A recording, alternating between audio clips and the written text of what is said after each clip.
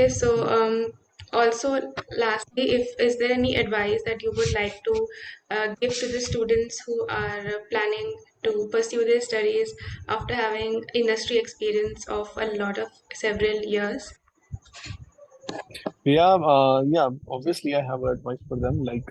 Do a proper research about the market, about the university, have a complete knowledge about the skill sets required. What are the job openings in your particular domain, and what basically they are looking for in a candidate. Accordingly, you guys can get some certifications which make your which makes your your tracks like a bit smooth. So this is the only advice I want to give. Okay, well, I'm sure the students will be thanking you a lot with this interview. You have helped the students a lot in many ways.